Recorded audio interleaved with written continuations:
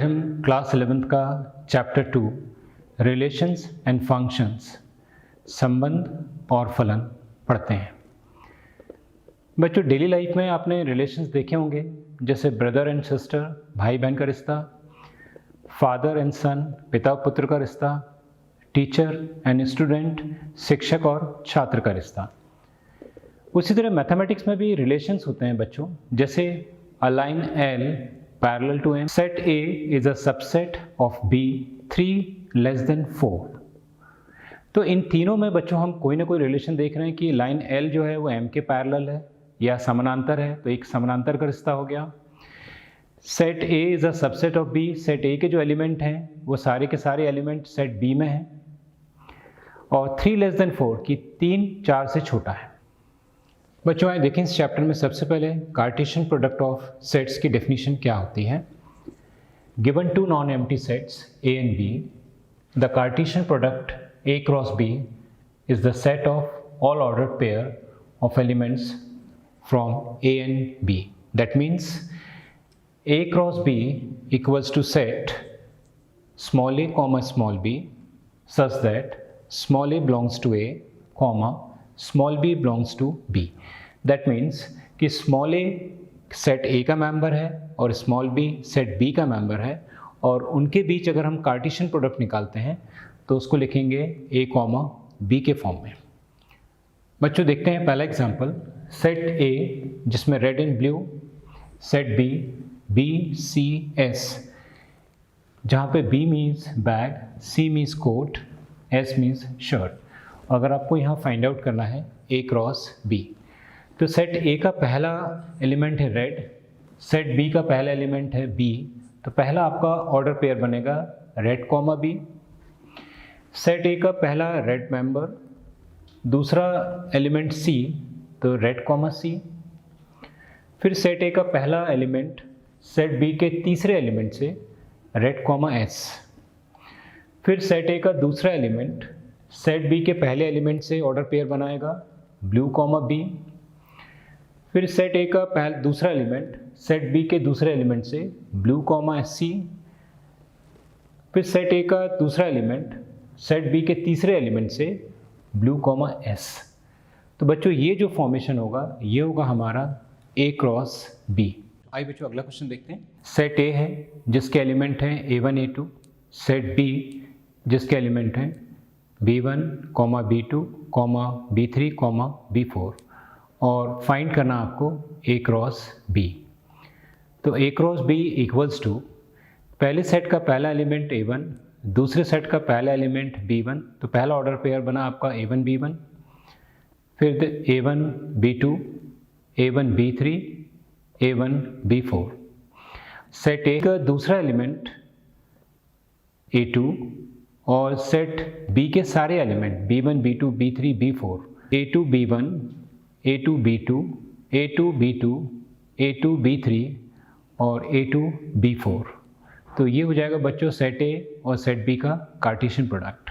बच्चों order pairs में एक इम्पॉर्टेंट चीज़ नोट करनी है कि if two order pairs are equal if and only if their corresponding first elements are equal and corresponding second elements are equal. आइए इसको एग्जाम्पल से समझते हैं। If x plus 1 comma y minus 2 equals to 3 plus 1, find the value of x and y। यहाँ पे दो order pair जो हैं वो आपके इक्वल हैं और आपको x और y की वैल्यू निकालना। तो पहले सेट का पहला एलिमेंट दूसरे सेट के पहले एलिमेंट के इक्वल होगा, तो आपकी इक्वेशन होगी x प्लस 1 इक्वल्स टू 3। पहले सेट का दूसरा एलिमेंट दूसरे सेट के दूसरे एलिमेंट के इक्वल होगा, आपकी इक्वेशन होगी y माइनस 2 इक्वल्स टू 1। आइए बच्चों इन इक्वेशन को हल करें।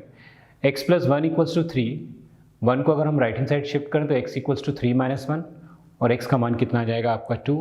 इसी तरह से y minus 2 equals to 1 and y equals to 1 plus 2, और y इक्वल्स टू कितना हो जाएगा 3।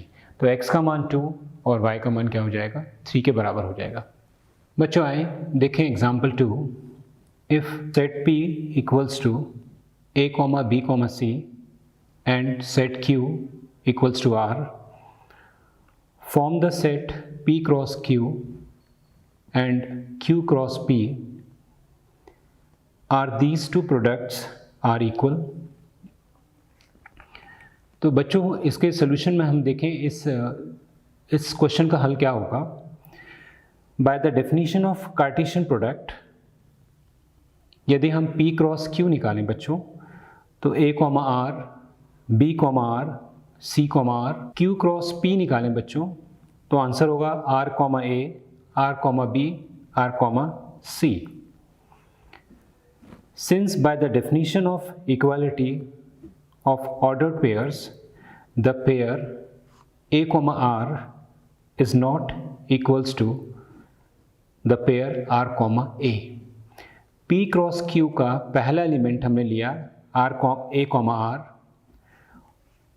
Q क्रॉस P का पहला एलिमेंट, पहला ऑर्डर पेयर लिया हमने R A. अब देखते हैं यहाँ पे A R और R A इक्वल है या नहीं। तो दो ऑर्डर पेयर को इक्वल होने के लिए उनके जो पहले एलिमेंट है वो बराबर होना चाहिए, जबकि P क्रॉस Q का जो पहला एलिमेंट है ऑर्डर पेयर का वो A है और Q क्रॉस B का पहला है R, तो A R के इक्वल नहीं होगा। Hence we conclude that P cross Q is not equals to Q cross P. आइए बच्चों देखते हैं example 3। If P equals to 1, 2 form the set P cross P। तो सबसे पहले बच्चों हम लोग निकालते हैं P क्रॉस P की वैल्यू 1, 1, 2, 2, 1, 2, 2। देन हम लोग फाइंड आउट करते हैं P क्रॉस P की वैल्यू बच्चों। तो 1, 1, 1, 1, 1, 2, 1, 2, 1, 1, 2, 2, 2, 1, 1, 2, 1, 2, 2, 2, 1, 2, 2, 2। आइए बच्चों अगला टॉपिक देखते हैं हम लोग रिलेशंस। रिलेशन की सबसे पहले डेफिनेशन देखते हैं, उसकी परिभाषा देखते हैं हम लोग। A relation R from a non empty set A to a non empty set B is a subset of the Cartesian product A cross B। तो बच्चों इसके पहले हमने कार्टेशियन प्रोडक्ट देखा था। तो कार्टेशियन प्रोडक्ट में जो हम ऑर्डर पेयर फाइंड आउट कर रहे हैं या युग्म निकाल रहे हैं, वही बेसिकली हमारा रिलेशन होता है। The subset is derived by describing a relationship between the first element and the second element of the order pairs in A cross B. The second element is called image of the first element. बच्चों next definition है आपकी, the set of all first elements of the order pairs in a relation R from a set A to set B is called the domain of the relation R. बच्चों अगली definition है, the set of all second elements in a relation R from a set A to a set B is called range of the relation R. The whole set B is called codomain of the relation R. आइए बच्चों देखते हैं next example. Let A equals to set 1, 2, 3, 4, 5 6। Define a relation R from A to A by R equals to x, y such that y equals to x plus 1. First thing, depict the relation using an arrow diagram. Second, write down the domain, codomain and range of R. आइए बच्चों देखें इस question का हल क्या होगा। सबसे पहले हमने इस रिलेशन में x की जगह हमने यहाँ पे 1 सब्स्टिट्यूट किया इस सेट A से, तो 1 + 1 2, इसी तरह से x की वैल्यू 2 रखा तो 2 + 1 3, x = 3, तो y = 3 + 1 4, x = 4, y = 4 + 1 5 और x = 5, y = 5 + 1 6। बच्चों इसमें ध्यान रखना, इसमें 6 इसलिए नहीं रखना x की वैल्यू क्योंकि जब आप x की वैल्यू 6 रखेंगे तो y 7 आ जाएगा जो कि सेट A का मेंबर नहीं है।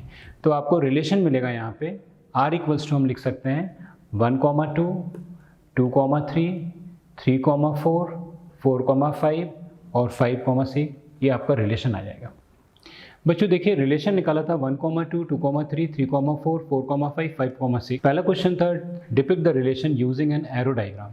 तो एरो डायग्राम में हम क्या करते हैं, यहाँ पे एक सेट A बना लेते हैं और एक सेट Y बना लेते हैं। सेट ए का पहला एलिमेंट है यहाँ पे 1 और दूसरा एलिमेंट 2 है, तो इसका मतलब है 1 का रिलेशन 2 से है, 2 का रिलेशन 3 से है, 3 का रिलेशन 4 से है, 4 का रिलेशन 5 से है और 5 का रिलेशन 6 से है। तो बच्चों इस तरह से हम एरो डायग्राम से इन रिलेशन को डिफाइन कर सकते हैं। आइए देखें बच्चों हम क्वेश्चन 2 किस तरह से हल करते हैं। Write down the domain, codomain and range. आपने जैसे क्वेश्चन 1 जब सॉल्व किया तो आपकी रेंज थी 1, 2, 2, 3, 3, 4, 4, 5, 5, 6 और आपने डेफिनेशन देखी थी कि रिलेशन के में ऑर्डर पेयर के जो पहले एलिमेंट होते हैं, जैसे इसका पहला एलिमेंट 1, पहला एलिमेंट 2, पहला एलिमेंट 3, पहला एलिमेंट 4, पहला एलिमेंट 5, तो आपको जो डोमेन हो जाएगा 1, 2, 3, 4, 5। अब बात करते हैं हम लोग कोडोमेन की। कोडोमेन इन द सेंस कि सेट बाय के जो सारे मेंबर्स हैं, सेट बाय के सारे मेंबर्स मतलब सेट ए के भी सारे मेंबर 1, 2, 3, 4, 5, 6 हैं और सेट बी के भी सारे मेंबर 1, 2, 3, 4, 5, 6 हैं। तो all the member in the set B is called codomain. That means 1, 2, 3, 4, 5, 6। Next point देखते हैं रेंज। ऑर्डर पेयर में जो सेकेंड एलिमेंट्स होते हैं बच्चों, जैसे आप यहाँ पे है 2, 3, 4, 5, 6, तो आपकी रेंज हो जाएगी 2, 3, 4, 5, 6। आइए बच्चों नेक्स्ट टॉपिक देखते हैं इसमें फंक्शंस। आइए देखें फंक्शन की definition. A relation f from a set A to a set B is said to be a function if every element of set A has one and only one image in set B. That means कि set A के एक element की set B में अगर एक ही image हो तो ये बच्चों ये फंक्शन होगा, अदरवाइज ये फंक्शन नहीं होगा। आइए देखें दूसरी definition. If f is a function from a to b and a belongs to b and a comma b belongs to f, then f of a equals to b where b is called the image of a under f and a is called the preimage of b under f. The function f from a to b is denoted by f such that a tends to b. आइए बच्चों और एक example से समझते हैं function होते क्या हैं।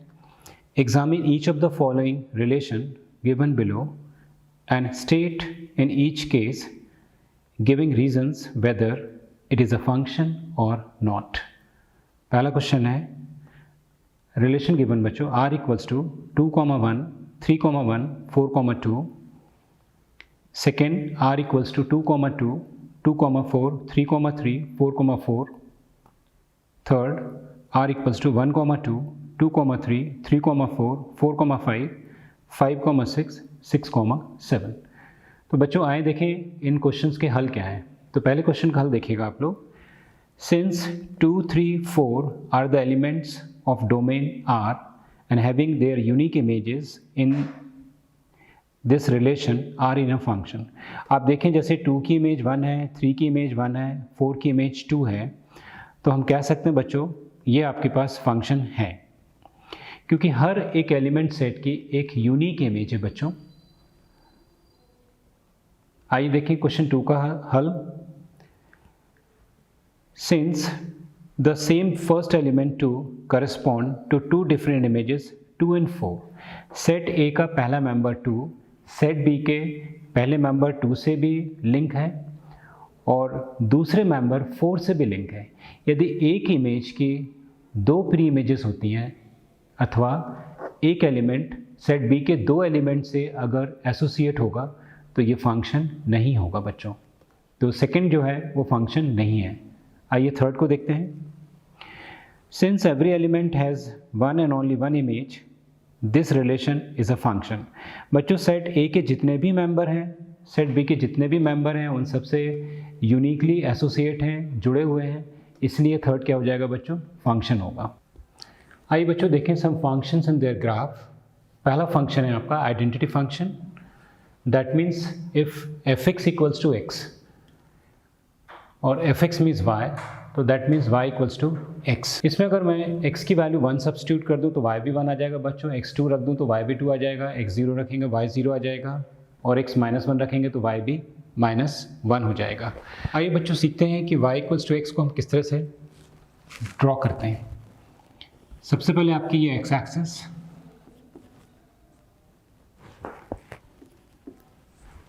और ये आपकी वाई एक्सिस।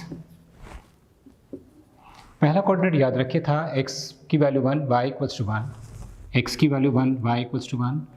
इन दोनों पॉइंट्स को मिला ये x equals to 1, y equals to 1। दूसरा था x equals to 2, y equals to 2।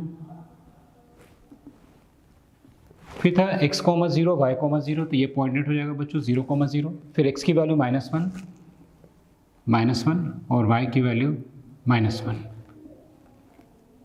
और इन पॉइंट्स को मिलाकर अगर अपन लाइन को ड्रॉ कर दें तो ये लाइन हो जाएगी बच्चों y इक्वल्स टू x की। बच्चों आइए देखते हैं second function, constant function. If fx equals to c, that means fx means y equals to c। Suppose अगर मुझे इसको प्लॉट करना है, I am going to take put x equals to 1। अगर x की वैल्यू 1 मैं यहाँ रखूँ तो फंक्शन में x है ही नहीं बच्चों, तो y c आ जाएगा। x की वैल्यू 2 रखेंगे तो भी y c आएगा, x इक्वल्स टू 3 रखेंगे तो y इक्वल्स टू c आ जाएगा, और x इक्वल्स टू -1 रखेंगे तो भी y कितना आ जाएगा बच्चों, c हो जाएगा। तो देखिए c को एक नंबर ले लेते हैं, y एक्सिस का कोई एक पॉइंट ले लेते हैं और इसको हम लोग प्लॉट करते हैं। तो आइए देखिए किस तरह से इसका ग्राफ को प्लॉट करते हैं। आइए बच्चों ग्राफ को प्लॉट करके देखते हैं। ये आपका x एक्सिस, ये आपका y एक्सिस। बच्चों जैसे मैंने कहा आपको y इक्वल्स टू c को प्लॉट करना, तो c कुछ वैल्यू ले लें, सपोज +2। आप देखेंगे x की वैल्यू 1 थी तो y 2 था, x1, y2। फिर x आपके पास 2 तो भी y2, फिर x3 तो y भी बच्चों 2, और x अगर आपका -1 तो y भी कितना आ जाएगा बच्चों, 2। और इन पॉइंट्स को मिला के अगर अपन एक लाइन को ड्रॉ कर लें तो ये लाइन हो जाएगी बच्चों कांस्टेंट, और जो होगी अपनी y इक्वल्स टू 2 की। आइए बच्चों तीसरा फंक्शन देखते हैं, polynomial function. If f of x equals to x square, that means f of x y के इक्वल होता है, तो y equals to x square. इसको प्लॉट करने के लिए अगर मैंने x की वैल्यू 0 रखा तो y भी 0 हो जाएगा बच्चों, x1 रखा तो y1, x2 तो y4, x -1 y1, एंड -2 रखा तो y इक्वल्स टू कितना हो जाएगा, 4 हो जाएगा। आइए बच्चों इसको देखें कि इसका ग्राफ कैसे बनेगा हमारा। ये पहले x एक्सिस, ये आपकी y एक्सिस,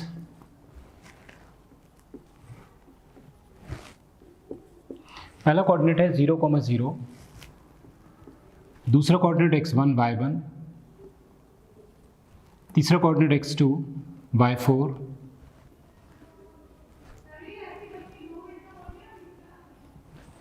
x -1 y1 और x -2 एंड y4। और बच्चों अगर इन पॉइंट को मैं ग्राफ को ड्रॉ करूँ तो कुछ कर्व का शेप इस तरह से आ जाएगा मेरा, like this.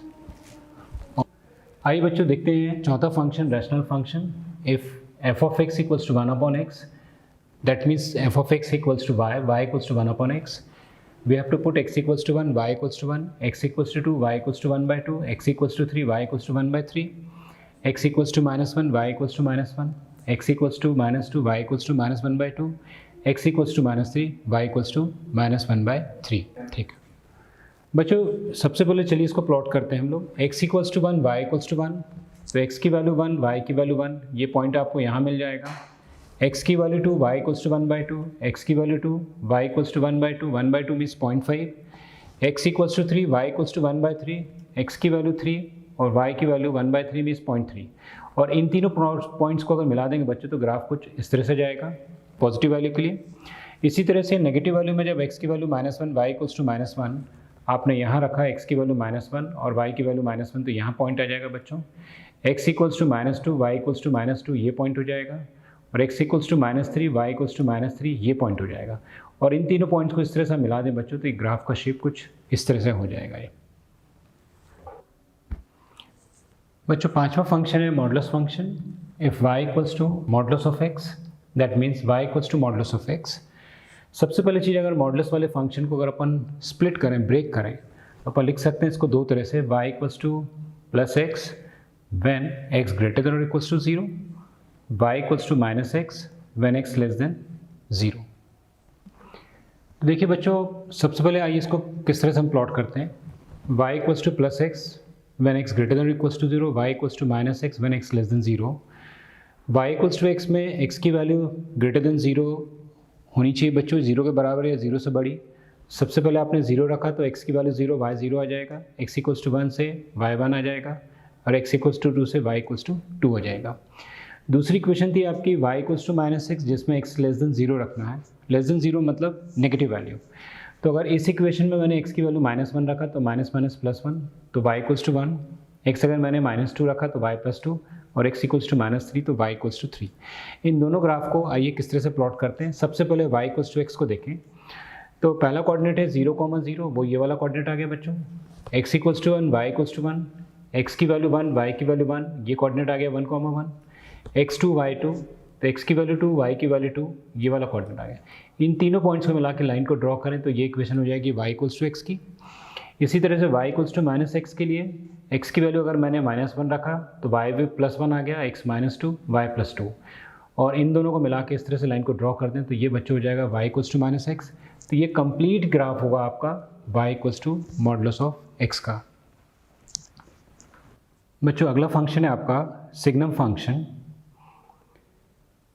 f of x equals to modulus of x upon x when x is not equals to 0 and equals to 0 when x equals to 0। इसी ग्राफ को अगर अपन ब्रेक करें तो अपन लिख सकते हैं f of x equals to 1 if x greater than 0, f of x equals to 0 if x equals to 0, f of x equals to -1 if x less than 0। और देखिए बच्चों कि इसको हम किस तरह से प्लॉट करते हैं। आइए देखते हैं हम लोग इस ग्राफ को कैसे प्लॉट करते हैं। F x equals to 1 comma x greater than 0। इस फंक्शन में यदि हम x इक्वल्स टू 1 रखें तो y की वैल्यू 1 आएगी, x इक्वल्स टू 2 रखें y की value 1, x equals to 3, y equals to 1।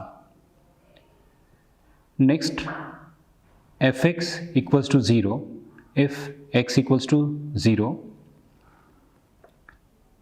Next f x equals to -1 if x less than 0, f x equals to -1 if x less than 0। x less than 0 मतलब x का मान हमें 0 से छोटा रखना है, मतलब सारी की सारी वैल्यूज़ होंगी हमारी नेगेटिव। तो x इक्वल्स टू मैंने -1 लिया तो y का मान -1 ही रहेगा बच्चों। x equals to -2, y equals to -1, x equals to -3, y equals to -1। आइए देखें बच्चों इसका ग्राफ हम कैसे प्लॉट करते हैं। आइए नेक्स्ट देखते हैं बच्चों यहाँ पे ग्रेटेस्ट इंटीजर फंक्शन और f of x equals to greatest integer x। ये देखिए स्क्वायर ब्रैकेट के अंदर अगर x है तो ये ग्रेटेस्ट इंटीजर फंक्शन होता है। और इसमें जब अपन प्लॉट करेंगे, मान लीजिए आपने x की वैल्यूज आपने लिया -1 लेस देन और equals to x less than 0, तो ग्रेटेस्ट इंटीजर x की वैल्यू हो जाएगी -1। फॉर 0 लेस देन और equals to x less than 1, greatest integer x की वैल्यू हो जाएगी 0। फॉर 1 लेस देन और equals to x less than 2, greatest integer x की वैल्यू हो जाएगी 1। फॉर 2 लेस देन और equals to x less then 3, greatest integer हो जाएगा बच्चों x की वैल्यू 2। तो आइए देखिए किस तरह से हम इसको प्लॉट करते हैं। आइए बच्चों रियल फंक्शन में कुछ अलजेब्रा की प्रॉपर्टी देखते हैं। Addition of two real functions f plus g of x equals to f of x plus g of x for all x belongs to R. Subtraction of for two real functions f minus g of x equals to f of x minus g of x. Multiplication of two real functions f into g of x equals to f of x into g of x. Division of two real functions x equals to f of x upon g of x. आइए बच्चों कुछ नए questions देखते हैं हम लोग। Find the domain of the function. फलन का प्रांत ज्ञात कीजिए। फलन है आपका एफ एक्स है x² + 3x + 5 upon x² - 5x + 4।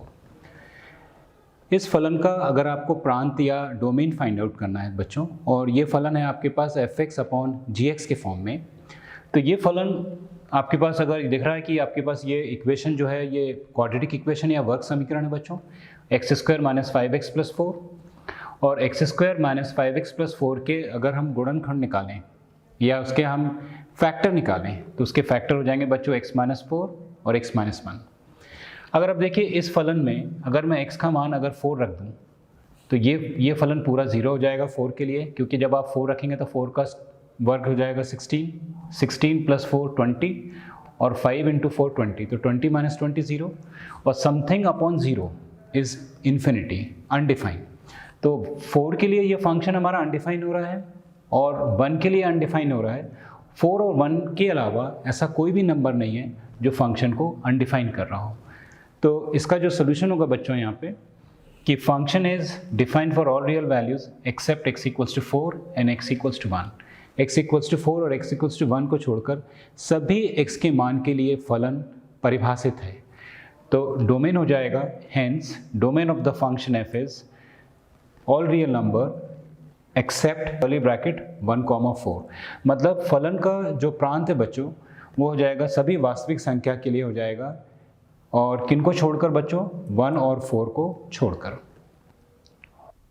आइए बच्चों नेक्स्ट क्वेश्चन देखते हैं हम लोग। Find the range of each of the following function. Given फलन का परिसर ज्ञात कीजिए और पहला फलन है f(x) equals to 2 minus 3x, x belongs to r, x जो है सभी वास्तविक संख्या हो सकती है और कंडीशन गिवन है x ग्रेटर देन 0। आइए बच्चों इस क्वेश्चन को हल करते हैं। सबसे पहले कंडीशन गिवन थी x ग्रेटर देन 0, x का मान 0 से बड़ा लेना। आपने x का मान x इक्वल्स टू 1 रखा। इस फलन में 2 minus 3 into 1 equals to minus 1, x equals to 2, f2 equals to 2 minus 3 into 2 minus 4। तो बच्चों यहाँ पे हम देख रहे हैं कि जब हम x का पॉजिटिव मान रख रहे हैं तो सारी की सारी वैल्यूज़ हमारे पास नेगेटिव डायरेक्शन में जा रही है। और देखिए जो सबसे बड़ी वैल्यू है वो है आपके पास -1 और ये वैल्यू इस तरह से छोटी जा रही है। अगर मैं x का मान यहाँ 3 रखता हूँ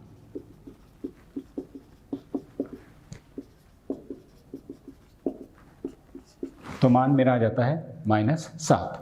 तो इसका मतलब है कि ये वैल्यू मेरी नेगेटिव डायरेक्शन में क्या हो रही है बच्चों, यहाँ पे बढ़ रही है। तो आपका जो रेंज हो जाएगा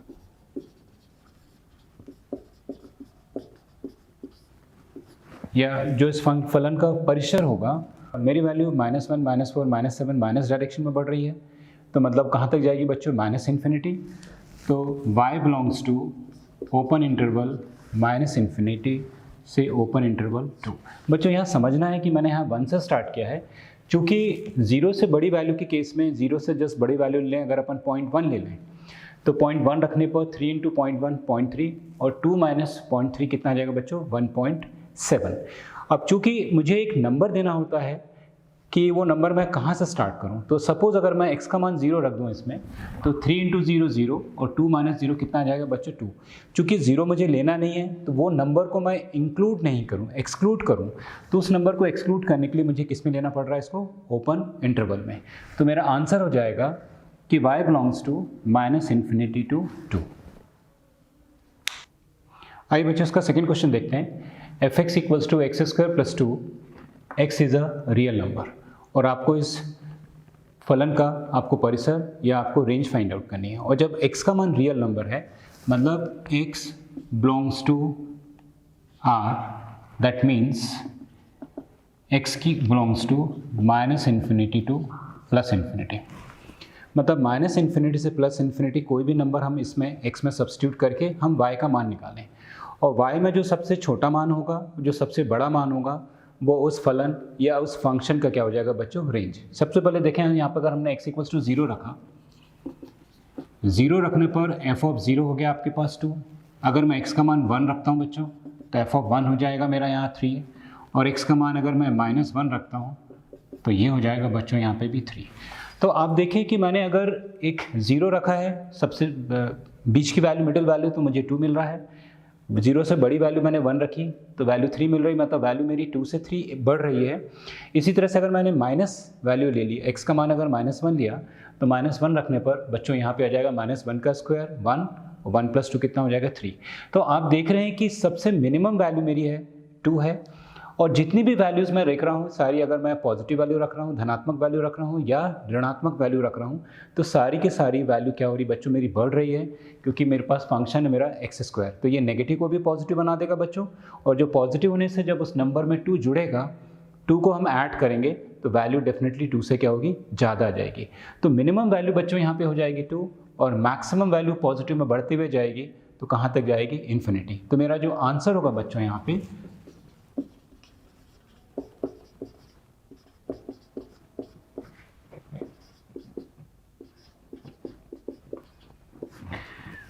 रेंज या परिसर हो जाएगा बच्चों y belongs to closed interval 2 comma plus infinity. आइए बच्चों तीसरा क्वेश्चन देखते हैं। यदि आपका फलन या फंक्शन f(x = x) है, जहाँ x है, x is a real number और x का मान आपका वास्तविक संख्या है। तो देखिए इस फंक्शन में जब हम x का मान वास्तविक संख्या रखेंगे बच्चों, जो भी x का मान हम रखेंगे वही हमारा f(x) का मान हो जाएगा बच्चों। जैसे अगर सपोज अगर मैंने x = 0 रखा, तो f(0) मतलब ये हो गया आपका 0, x = 1 रखा तो ये हो गया f(1), x = -1, f(-1). तो जो भी मान मैं x का रख रहा हूँ वही मान मेरा फंक्शन का आ रहा है, f(x) का आ रहा है, मतलब y का आ रहा है। इसका मतलब ये हो जाएगा चूँकि x मेरा यहाँ वास्तविक संख्या है, तो मेरा रेंज भी क्या होगा बच्चों, वास्तविक संख्या ही होगा।